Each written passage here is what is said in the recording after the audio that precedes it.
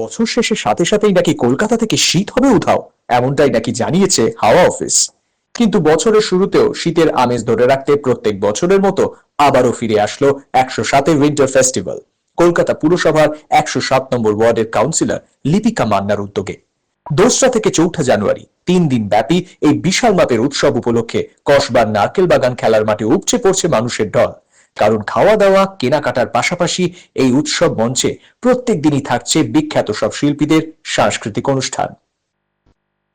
বারবার লিপিকার উপরে ভালো প্রোগ্রাম করে সেই জন্য ওর কাছে যাওয়া, সেই জন্য এখানে প্রোগ্রামটা যেটা রুটিন একটা হয়ে গেছে, এটা করার দরকার ছিল, হচ্ছে একটা বার্তা যায়।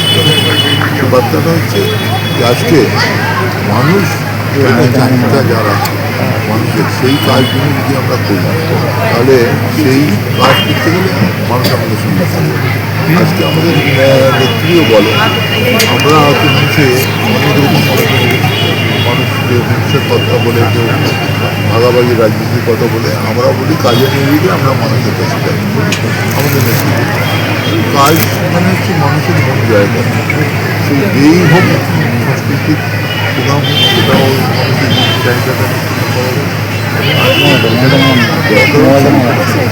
বারবার বঙ্গে অমিত স্যার আগমন ভোটের আগে কি চলে গুজরাটে যারা মানে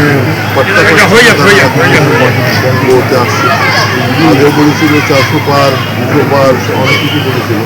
এবার হচ্ছে একজন প্রবল শিল্প অনুরাগী মানুষ 107 নম্বর ওয়ার্ডের কাউন্সিলর লিপিকা মান্না মস্তিষ্ক প্রসূত এই উৎসবের মঞ্চে যেমন দেখতে পাওয়া গেল ফিরহাদ হাকিম, দেবাশিস কুমার, জাভেদ খান, হুমায়ুন কবিরের মতো বিশিষ্ট রাজনীতিবিদদের, তেমনি হাজির থাকেন মমতা শঙ্কর, সোহেল দত্তা, তিয়াশা লেপচার মতো বিনোদন জগৎ। এবং লিপিকা মান্না খুব কাছের এখানে মানুষের, সেটা একটা খুব গুরুত্বপূর্ণ জিনিস।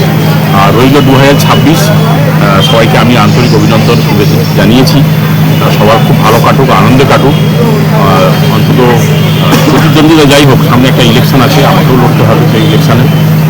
প্রতিদ্বন্দ্বিতা যাই হোক, সেখানে কতগুলো জিনিস বিগত বেল্ট কখনো ঠিক করা উচিত। মানুষের ধর্ম নিয়ে বিচ্ছেদ তৈরি করা, মানুষের কী খায় কী করে, কে কী করবে না করবে, তার পার্সোনাল অ্যাফেয়ার্স নিয়ে বিভিন্নভাবে বিভাজনের রাজনীতি চলছে পশ্চিমবাংলায়, এটা ছিল না। পশ্চিমবাংলায় আমরা বরাবরই মানুষের জাতি ধর্ম নির্বিশেষে আমরা বরাবরই এক। পলিটিক্যাল কন্টেস্ট থাকবে, রাজনৈতিক প্রতিদ্বন্দ্বিতা থাকবে, আমি বলছি না রাজনৈতিক প্রতিদ্বন্দ্বিতা থাকবে, নিশ্চয়ই থাকবে, কাটোয়া টাক্কার হোক। কিন্তু কথা হচ্ছে যে বিরোধা বেনিফিট করা, কারো ধর্ম নিয়ে, কারো খাদ্যাভাস নিয়ে, কারো পোশাক পরিচ্ছদ নিয়ে, তার কালচার নিয়ে তাকে যদি আঘাত করা হয়, তাহলে মানুষ মনুষ্যত্ব হারে। সেটাই আমি মমতা সরকার ম্যাডামকে বললাম যে আপনি একজন বড় ইনফ্লুয়েন্সার পশ্চিমবাংলার, আপনার কথা অনেকে শোনে। আমরা হাজারবার একটা কথা বললেও যদি আমাদের কথা শোনে, তার থেকে আপনার কথা আগে শুনবে। তার কারণ হচ্ছে না, আপনি মমতা শঙ্কর, পদ্মশ্রী মমতা শঙ্কর। আপনি বলুন যে ধর্মের নামে যে বিভাজনের রাজনীতি চলছে পশ্চিমবাংলায়, এটা যেন বন্ধ হয়। কে কী রাজনীতি করবে সেটা নিয়ে আমি বলবো, তার নিজের পছন্দের ব্যাপার। এখানকার মানুষ খুব কনসাস, মানুষ খুব জাগ্রত মানুষ, এখানকার প্রত্যেকের রাজনীতিটা বোঝে। তারা দেখে নেবেন ভালো মন্দ বিচার করে কি ঘটছে গোটা ভারতবর্ষে সবাই জানেন, পশ্চিমবাংলাও যা ঘটবে সেটাও সবাই জানেন। সেই জন্য নিজের বিবেক বুদ্ধি দিয়ে বিবেচনা করে তারপরে মানুষের যে দুটো হুমায়ুন কবিরের মধ্যে ঘুরিয়ে ফেলছে, সেটা নিয়ে ওরা কি বলতে চান? দেখুন, আমি বিগত 1 মাস ধরে প্রায় 300 ফোন পেয়েছি। প্রত্যেক দিনও আজও আমি ফোন পেয়েছি, আগে খুব ঘন ঘন পাচ্ছিলাম। সবাই বলছে যে হুজুর आप बोल रहे थे, আমি বলছি যে হুজুর তো मैं नहीं हूँ, হুজুর कोई और है, মুর্শিদাবাদ का विधायक है, आप उनसे बात कीजिए। মোস্টলি যে ফোনগুলো আসছিল সেগুলো হচ্ছে মহারাষ্ট্র। আজকে আমাদের রাজ্যে মানে পশ্চিমবঙ্গ নৃত্য একাডেমি হয়েছে, সেটা মানে একদিন আমি হঠাৎ মানে মমতাদিকে একটা ফাংশনের মধ্যে বলেছিলাম, এবং সেখানে তৎক্ষণাৎ উনি ডিসিশন নিয়ে সেটা করলেন। এটা পশ্চিমবঙ্গের মানে মানুষের জন্য একটা বিরাট ভালো কাজ হয়েছে। পশ্চিমবঙ্গের নানান জায়গা থেকে যত ভালো ডান্সার যারা আছেন তাদেরকে আনা হচ্ছে, তাদেরকে পুরস্কার দেওয়া হচ্ছে। আর এই যে লিপিকা, হ্যাঁ,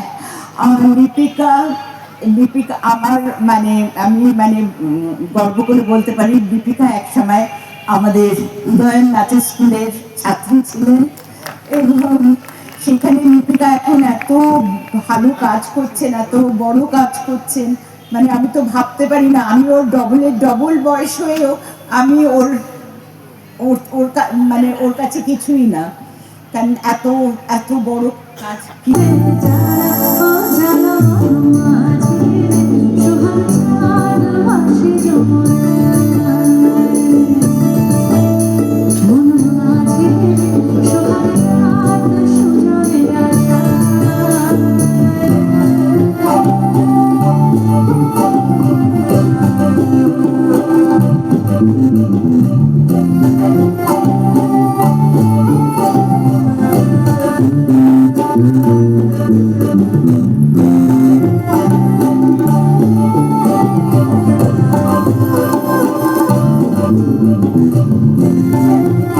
কসবা থেকে তাপস রায়ের রিপোর্ট, মোমেন্টস নাও।